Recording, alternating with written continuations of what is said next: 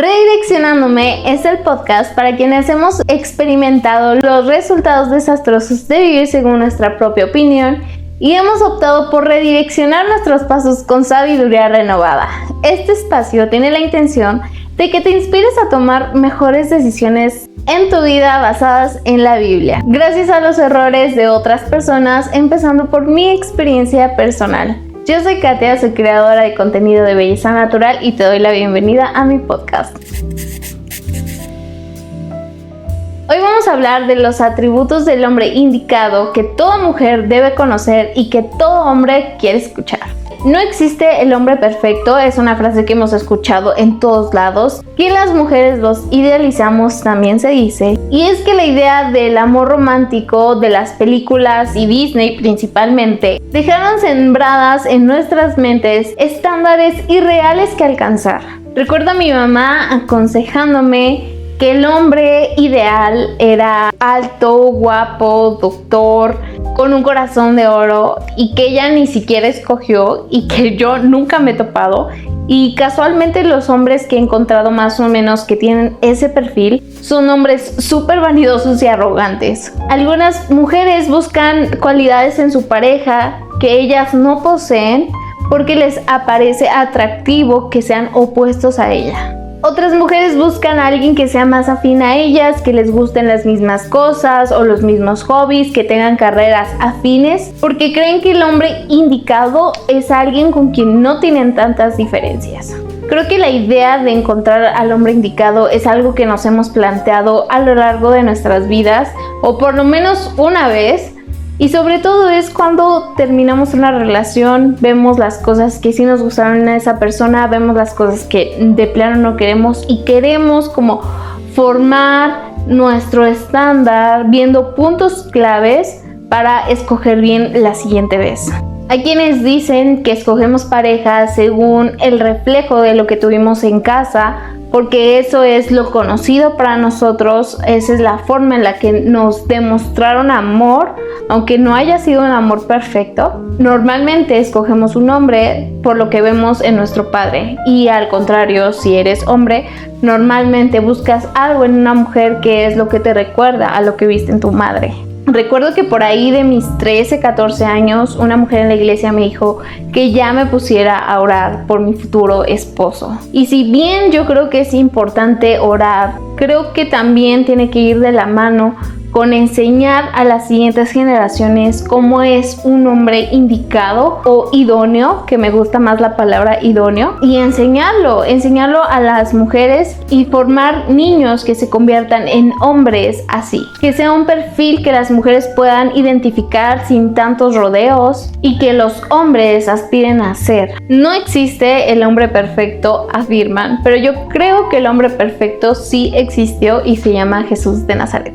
Y yo sé que muchos hombres aquí van a decir, bueno, él tenía una ventaja injusta porque él era Dios. Y yo creo que es una buena razón, pero todos los hombres tienen la capacidad de parecerse a Jesús. Aquí está el manual para parecerte más a Jesús, tienes que leerlo y aplicarlo. Pero no se preocupen, hombres y mujeres, yo les voy a dar un resumen de los 5 atributos del hombre indicado o idóneo que toda mujer debe conocer y todo hombre quiere escuchar.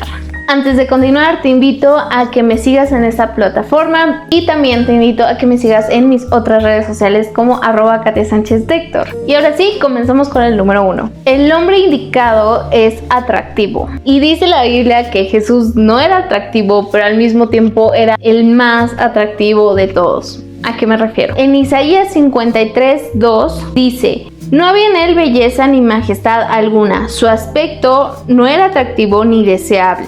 Esta es la traducción lenguaje actual. Aquí dice que Jesús no era atractivo, pero yo no creo que literalmente fuera feo, se podría decir, porque en la Biblia dice que Jesús viene de un linaje de gente hermosa, de gente guapa, empezando por Sara, que era la esposa de Abraham. Era una mujer guapísima. Cada vez que Abraham y Sara iban de un lugar a otro para irse a la tierra que Dios le había dicho que se fuera, pasan por pueblos y los reyes ven atractiva a Sara y quieren tomarla para ellos.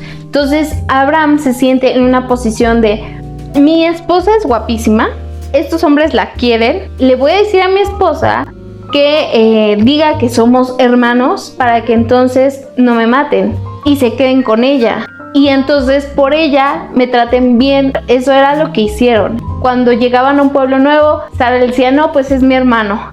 Entonces, pues ya saben, cualquier hombre para quedar bien con el cuñado y tener a la mujer, bueno, entonces le daban regalos a Abraham y al mismo tiempo Dios intervenía en estos hombres para que no tocaran a Sara, no se la quedaran como mujer, porque ella tenía esposo. Varias veces le decían a Abraham, ¿por qué me mentiste diciendo que era tu hermana cuando en realidad era tu esposa?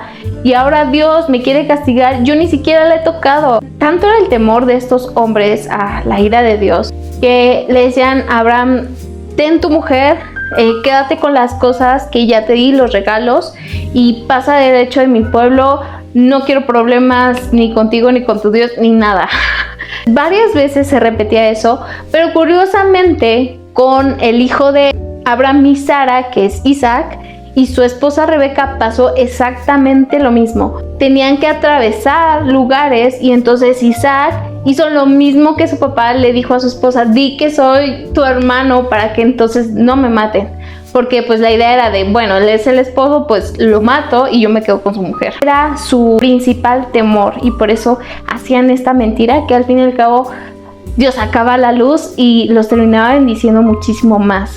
Eso en cuanto a los primeros varones del pueblo de Israel. Años después vemos en la historia de José que él era atractivo y por eso la esposa de Potifar quería acostarse con él. Pues al fin y al cabo no pasó nada. José fue firme y dijo, yo no le voy a hacer a mi señor tal deshonra. Vemos también en la historia del niño Moisés que fue rescatado por la princesa egipcia justo porque era un bebé hermoso. Entonces ella dijo, me lo quiero quedar como si fuera mi hijo.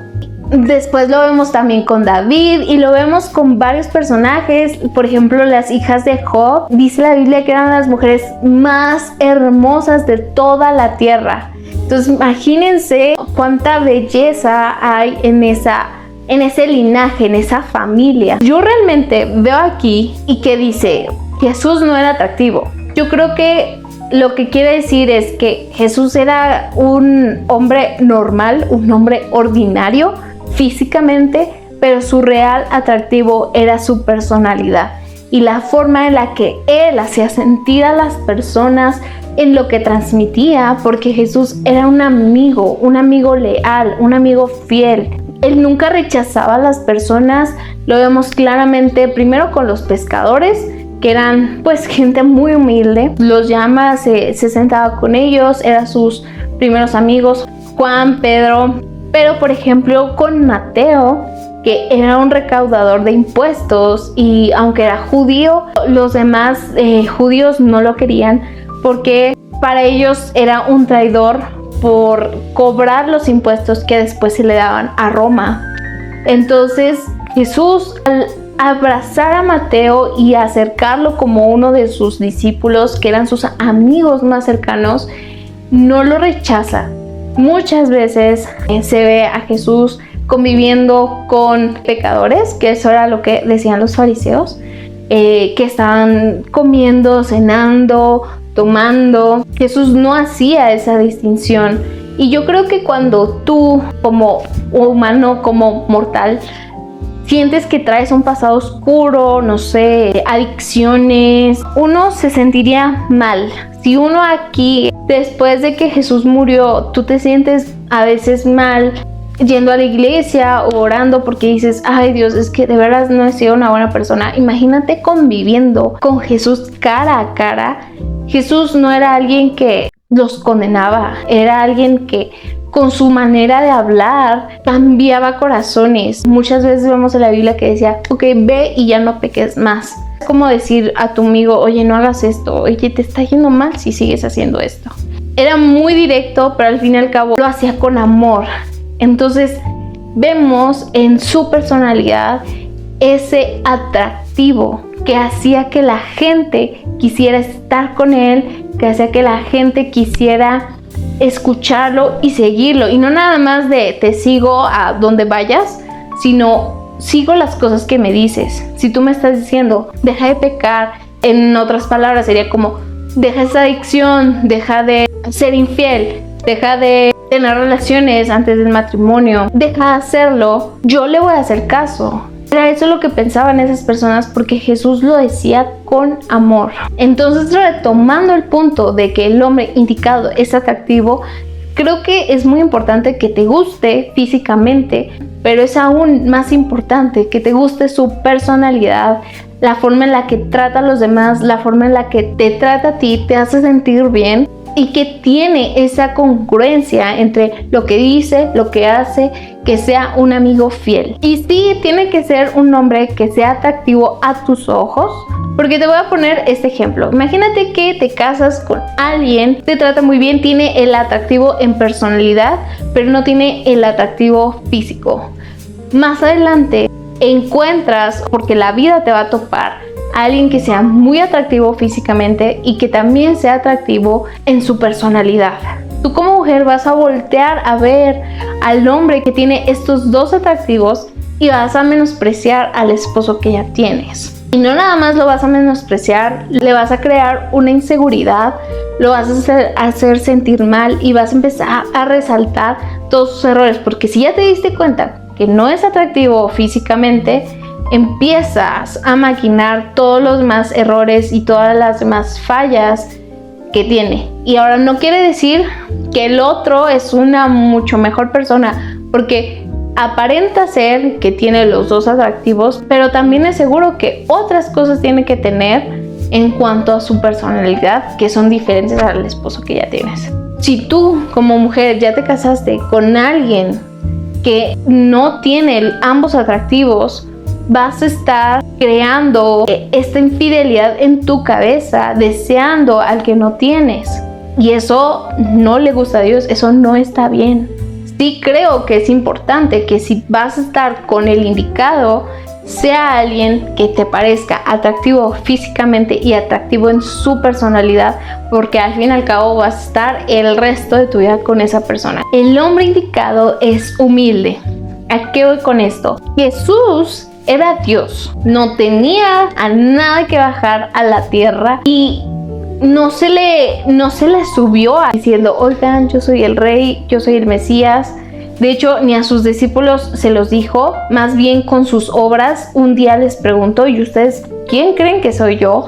Y Pedro le dijo, tú eres el Mesías. ¿A dónde más iremos si contigo tenemos palabras de vida y de verdad? Él no alardeó de quién era él en ningún momento. Incluso en el juicio antes de su muerte no lo afirmó para salvarse. Y vemos esta humildad en Jesús desde su nacimiento, su juventud, porque también era hijo de un carpintero. Y su padre José murió antes de que él iniciara su vida pública. Entonces él, como el primogénito, tuvo que asumir esta responsabilidad de ser el proveedor para su familia también. Siendo humilde, no dijo, bueno, o sea, yo soy el Mesías, yo no vengo a ser carpintero, yo vine a predicar, yo vine a decir la palabra de mi Padre Dios. No, él asumió esa responsabilidad y esa humildad para servir a su familia, servir a sus hermanos, a su madre, y en ningún lugar alardeó de esta posición. Cuando alimentó a los 5,000, nunca se jactó diciendo, ¡ay, yo alimenté 5,000 personas! Cuando convirtió el agua en vino, tampoco dijo, yo hice mejor vino de agua que el vino que viene de las uvas. No dijo, miren cuántos milagros hago y lo poderoso que soy. No lo hizo. Y al punto al que quiero llegar es que muchos hombres sí alardean de sus propios logros. Yo fui a tal universidad, tuve tal promedio, estoy en tal empresa, gano mucho dinero, viajo a tal lugar, miren cuántos carros tengo también. Tú como mujer, tú tienes que ver que a pesar de los logros de un hombre que son muy buenos, qué bueno que sea próspero, pero tú tienes que ver ese corazón humilde. ¿Cómo lo vas a ver? Fíjate en cómo trata a las personas de servicio. Cuando tú estás en un restaurante con él, fíjate que trate con dignidad y respeto a los meseros, al del ballet. Si tiene gente que le ayude en casa, en limpieza o en jardín, fíjate que los trate con valor, que no grite, que no les truene los dedos, que no les haga gestos y caras y ojos altivos, que si tiene otros compañeros en su trabajo también los trate con el valor y el respeto de una persona. Ahí es donde vas a ver la humildad en ese hombre. Que sí queremos un hombre que trabaje con excelencia, sí queremos un hombre que se destaque, pero queremos un hombre que se mantenga en humildad. Y esto me lleva al punto 3. El hombre indicado es un hombre que trabaja con excelencia. Jesús era un hombre de servicio, sanaba enfermos y heridos y al mismo tiempo también compartía la doctrina con las demás personas, explicaba esas palabras confusas que a veces tampoco ahorita entendemos fácilmente, y en ningún momento Jesús dejó una enseñanza a la mitad. En ningún momento Jesús hizo medio bien un milagro. En ningún momento Jesús medio curó a una persona. No, todo lo hizo bien, todo lo hizo en tiempo, todo lo hizo con excelencia. Una vez hizo un milagro en día de reposo. Para los judíos era sábado. El día de reposo, según lo que Dios le dijo a Moisés, era ley. Y la gente que no respetaba el día de reposo o que se ponía a hacer actividades tenía que morir. Con eso en mente, todos los judíos de plano no hacían nada, pero ya lo hacían como una manera religiosa demasiado exagerada. Y entonces cuando ven que Jesús está haciendo este milagro, se acercan con él los fariseos para reprenderlo. Y él les dijo en Juan 5:17, mi Padre nunca deja de trabajar, ni yo tampoco. Ahí vemos también un espíritu de trabajo con excelencia. Como ya repetí también, Jesús, al ser el primogénito, muy seguramente se encargó del oficio de su papá en carpintería, porque él era ahora el jefe de la familia, la cabeza de la familia. Y entonces él tenía que proveer para su madre que había quedado viuda y para sus hermanos también. Timoteo 5:8 dice, porque si alguno no provee para los suyos y mayormente para los de su casa, ha negado la fe y es peor que un incrédulo. Él tenía que hacerse cargo de su familia y de su ministerio también. Y algo que me encanta de Jesús con este principio de trabajo con excelencia, que era también un proveedor. Antes de morir, ya clavado en la cruz, con sus últimos alientos, con la última energía que tenía, se encargó de darle a su madre un futuro y asegurarle su bienestar, porque le encomendó a Juan, que era el discípulo amado, le encomendó la vida de su madre María y le dijo, mujer, he aquí está tu hijo, hijo, he aquí está tu madre. Y una vez que Jesús murió, Juan en ese momento se llevó a María a su casa y le empezó a tratar como su madre. Tú tienes que ver que el hombre indicado sea alguien que trabaje con excelencia, que sea proveedor para su familia, que no deje las cosas a medias. ¿Cuántas veces hemos escuchado que hombres dicen, bueno, es que no me alcanza para esto, para esto, para esto? Yo he conocido y he tratado con hombres que son realmente ricos, que son mis mentores, y ellos hacen lo que les toca hacer. Si ellos en un determinado tiempo tienen que sacar una empresa, un negocio nuevo adelante, usan el resto del tiempo para mantener a su familia y trabajan de lo que tengan que trabajar. Si tienen que meserear, meserean. Si tienen que tener un empleo aparte, tienen un empleo aparte. Si tienen que trabajar fines de semana, trabajan fines de semana. Pero un hombre así trabaja con excelencia para proveer a su familia. Con hombres solteros, trabajan para proveer a su familia, a su padre, su madre, y crear nuevos fuentes de ingresos. Y eso es algo que tú tienes que ver para escoger. Si un hombre hace esto, quiere decir que tiene esta virtud de trabajar con excelencia. El cuarto atributo del hombre indicado es que es un buen líder. Jesús era el mejor líder. Y lo vemos muchísimas veces, mucha gente lo seguía cuando hizo esto que yo mencionaba de que alimentó a 5,000 personas. Para quienes no saben la historia, les voy a decir, Jesús se iba, le gustaba mucho estar solo porque era el tiempo que dedicaba a orar, a meditar, a estar en la presencia de su Padre Dios. En una de estas ocasiones en las que salió a caminar para estar solo, llega mucha gente con los discípulos y están esperando a Jesús. Entonces Jesús se une con ellos y empieza a hablarles, a enseñarles la palabra, y ya se empieza a hacer de noche.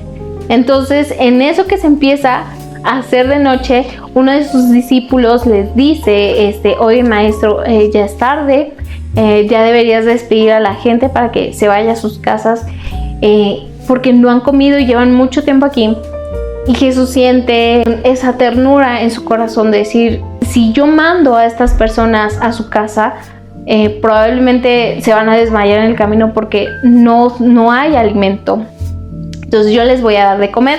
¿Qué hay? Y llega alguien con 2 pescados y unos panes. Entonces Jesús ora a Dios que multiplique esa comida, y entonces Jesús empieza a partir, y entonces empieza a hacer cajas, que ya cestas. Y los discípulos empiezan a repartir a todas las personas, 5,000 personas, solamente contando hombres, sin contar mujeres y niños. Entonces eran muchísimas más personas.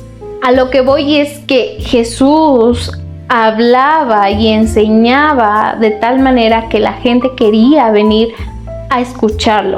Si tú te crees líder, pero nadie te sigue, no estás siendo un líder. Realmente estás dando un paseo por la montaña, dice mi mentor Carlos Medellín. Pero un líder atrae personas. Y así le llegaban muchas veces a Jesús. Donde quiera que iba, llegaba la gente a Jesús. Tenía ese magnetismo Jesús, porque él tenía esa congruencia. Para ser un buen líder, era un buen seguidor. Él tenía esa comunión y esa comunicación directamente con su Padre. Entonces Dios le decía las cosas que tenía que hacer, cómo tenía que actuar, a dónde tenía que ir. Jesús nos enseña en vida todo lo que Dios quiso enseñarnos en el Antiguo Testamento, toda la forma en la que Dios quería que viviéramos. Tú tienes que fijarte que el hombre indicado sea un buen seguidor de Jesús, porque si es un buen seguidor de Jesús, va a ser un buen líder. Y tú tienes que darte cuenta que tenga esta cualidad de liderazgo, porque después en el matrimonio tú eres quien se va a tener que someter a él. Y yo no digo la palabra someter como un castigo, como una imposición, como estar abajo de alguien desde un punto de vista machista, sino que si un hombre es como Jesús, con todos los atributos que ya dijimos, como por qué yo como mujer no me podría someter a alguien así, como por qué yo como mujer no confiaría en el liderazgo de esa persona. Y yo creo que ahí tiene que ser algo clave. Si tú piensas en tu persona de interés o en el chico con el que estás saliendo, que lleva todo check, los 3 puntos anteriores, pero si tú crees que tú no podrías someterte a alguien así, no creo que sea el indicado para ti. Yo como mujer no podría confiar, no podría someterme en alguien que me va a llevar por un camino de destrucción. Número 5, el hombre indicado para ti es alguien que resuelve. Esta es una virtud de Jesús que vemos a lo largo de su historia muchas veces. Antes de empezar su ministerio, lo vimos en las bodas de Canaán, cuando estaban en la fiesta y se acaba el vino, y entonces María, su madre, le dice: oye, Jesús, se acabó el vino. Así como, resuélvelo. Y él así como, pero mamá, todavía no es mi tiempo. Y aún así Jesús obedeció a su mamá y dijo: bueno, a ver, traigan agua. Y trajeron las vasijas, las llenaron con agua. Y entonces creó el vino del agua. No era su fiesta. Probablemente no eran sus parientes, probablemente eran unos conocidos. Y él no tenía la responsabilidad de tener vino, de proveer el vino. Él resolvió el problema que estaba. Y dice la Biblia que el vino era mucho mejor que el que habían servido previamente. Resolvió un montón de cosas en la vida de muchas personas con todos los milagros que hizo. Hubo un hombre ciego que era ciego desde nacimiento y Jesús le dio la vista. O sea, sí es algo maravilloso, sí es un milagro, pero algo que parece que no tiene solución, parece que siempre va a estar así, Jesús resuelve. Tú tienes que ver que el chico que te gusta sea alguien que resuelva las cosas. A lo mejor en el tiempo de novios no tanto va a resolver las cosas para ti, pero tiene que resolver cosas de su vida y estar al pie del cañón. Creo que no hay nada más atractivo que una mujer vea a un hombre actuar. Yo quiero un héroe. Y esto va desde las cosas más pequeñas hasta las cosas más grandes.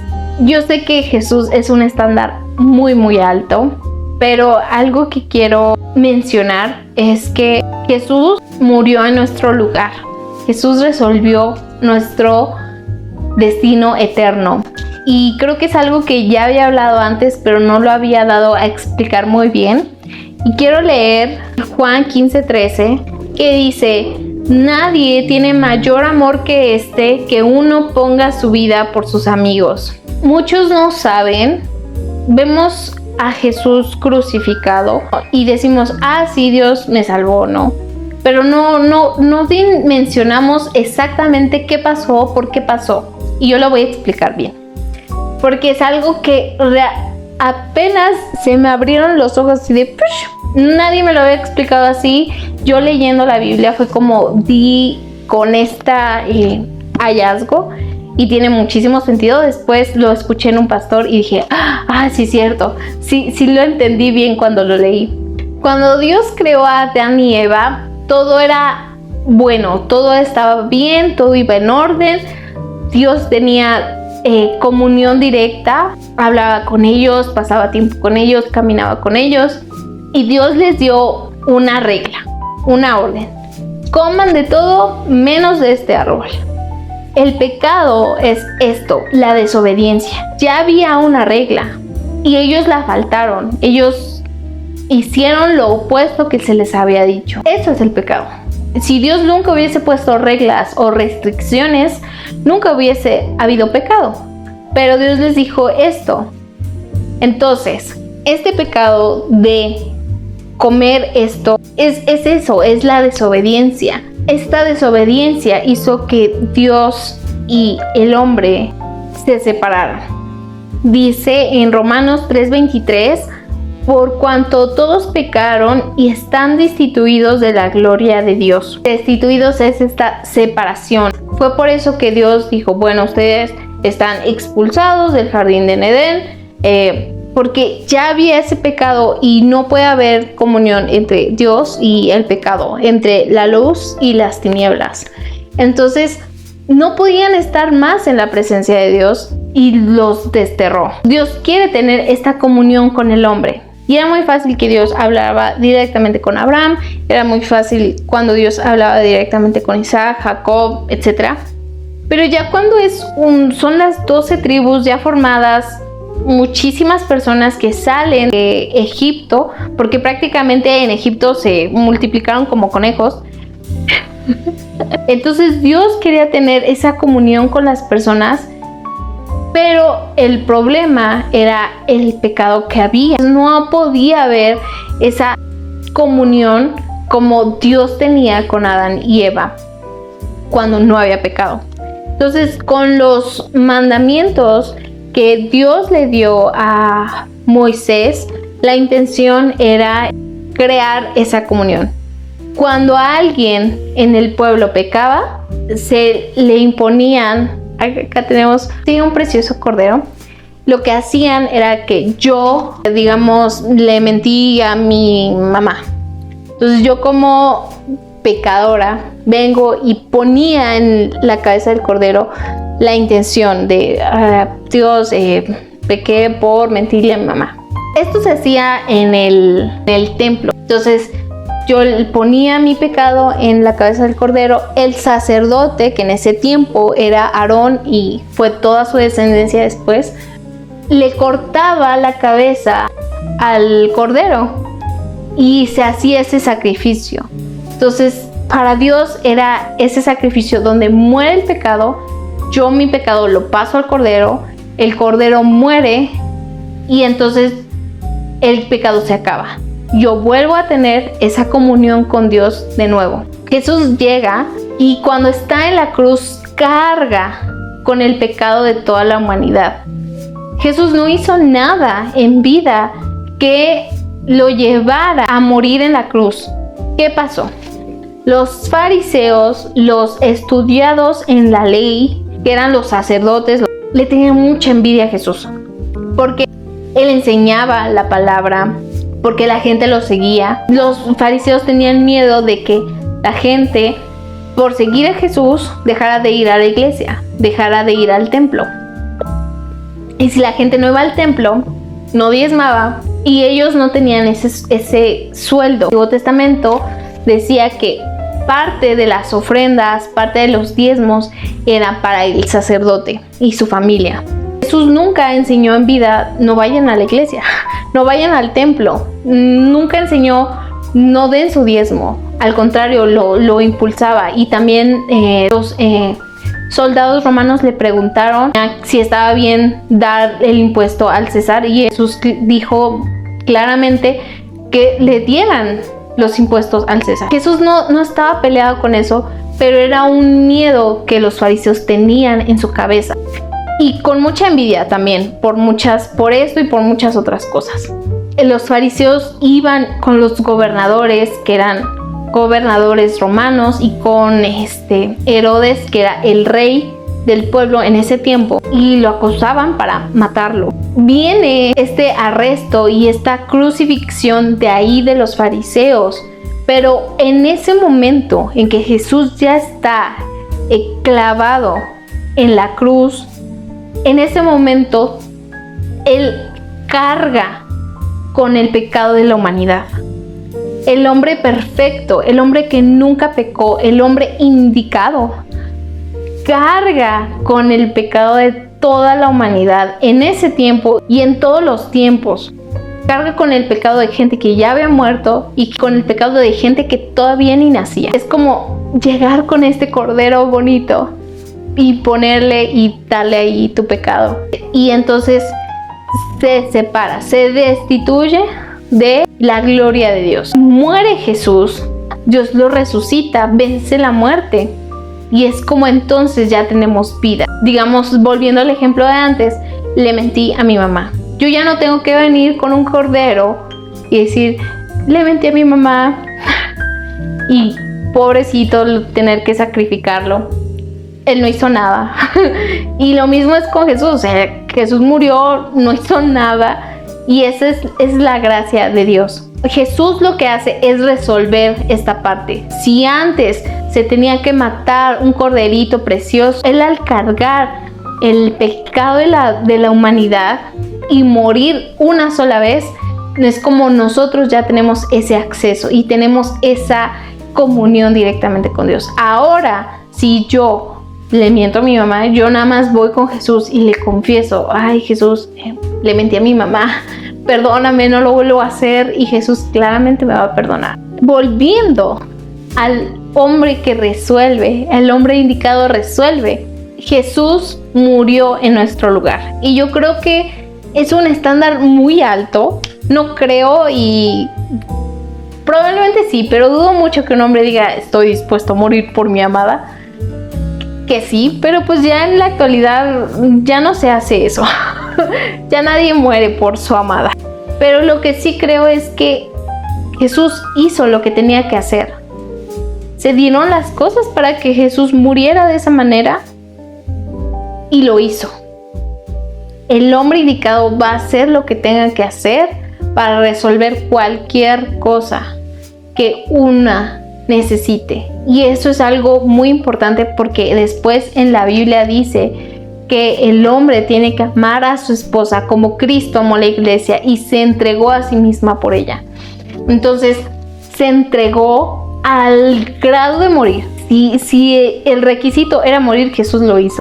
Es el estándar, es el mandamiento para los hombres, que alguien esté dispuesto a hacer lo que sea necesario. Más adelante, después de todo, de que murió y todo esto, vemos un Jesús que sigue resolviendo. Y esto me encanta, lo quise incluir, porque en el libro de Juan, capítulo 21, habla de una historia. Ya murió Jesús y ellos así de, pues, los discípulos estaban de, ¿y ahora qué hacemos? Vamos a pescar. Es nuestra vocación, es nuestro oficio, entonces vayamos a pescar. Y llegan al mar, tiran la red y pasan horas y no pescan, y no pescan, y no pescan. Y se les aparece Jesús ya resucitado y les dice, bueno, y tiren la red una vez más, pero háganlo del otro lado. Y ellos así como de, o sea, estamos aquí, sería ilógico si tiramos la red del otro lado del barco que sí haya peces. Pero decidieron obedecer, tiraron la red y había tantos peces que quedaron en la red que se rompía la red, se desbordaba. Entonces tuvieron con mucha fuerza que meter los peces a la barca. Y Jesús sigue resolviendo esas cosas. Esto después tiene un mandato y al final de la historia desayunó Jesús con sus discípulos y uno dice, ¿cómo un muerto puede desayunar, comer, digerir? Pero Jesús lo hizo. Jesús ya estaba resucitado en ese momento. Y el punto aquí es que Jesús sigue resolviendo. Jesús no acabó de resolver la historia en la humanidad cuando murió. Jesús sigue resolviendo ya resucitado. Quiero leer en Efesios 4:13, dice, hasta que todos lleguemos a la unidad de la fe y del conocimiento del Hijo de Dios, un varón perfecto, a la medida de la estatura de la plenitud de Cristo. Ese es el destino. Pero pues sí, aquí habla de hombres, pero es algo que nosotras como mujeres también tenemos que llegar y aspirar a ser. El hombre indicado es aquel que se pule constantemente hasta parecerse más a Cristo. Son solamente 5 atributos, pero yo creo que son atributos muy poderosos. Y podríamos hablar muchísimo más de Jesús. Podríamos sacar 20, 50 atributos de Jesús. Pero creo que esto es algo que podría tener cualquier persona. Ser un hombre atractivo, un hombre humilde, alguien que trabaja con excelencia, un buen líder y alguien que resuelve. Creo que es algo que toda mujer tiene que ver esto en el hombre con el que tiene interés o que está saliendo. Y si está soltera y de plano no hay nadie en el horizonte, tiene que ser alguien que cumpla estos estándares. Yo creo que muchas veces mis relaciones fracasaron porque yo no estaba escogiendo bien. Y me hubiera gustado que alguien me explicara así, que no se quedara solamente en que esté alto, guapo y que sea doctor. No, creo que tenían que ver mucho más con el carácter que con los logros, mucho más con el carácter que con su apariencia, porque al fin y al cabo eso es lo que realmente importa. Yo creo que un hombre que se parece a Jesús va a ser un hombre que no te va a lastimar, no te va a traicionar, no te vas a arrepentir de estar con él después. Quise hacer ese video tan largo, creo, y tan detallado, tan explicado, porque quiero que te entre a ti como mujer pavor de estar con el equivocado. Porque si no escoges bien, vas a seguir teniendo relaciones fallidas y vas a continuar con el corazón roto. Dios quiere lo mejor para ti y yo creo que hay alguien así para ti. Y si te gustaría saber cómo son los atributos de una mujer que atrae a alguien que sea así, déjame un comentario para que yo pueda hacer un video sobre eso. Por último, quiero recordarte que se vale equivocarse, se vale perder el rumbo, tu pasado no te define, el mejor momento para redireccionarte es hoy. suscríbete, dale like, comparte con alguien que creas que le va a servir y nos vemos en el próximo episodio.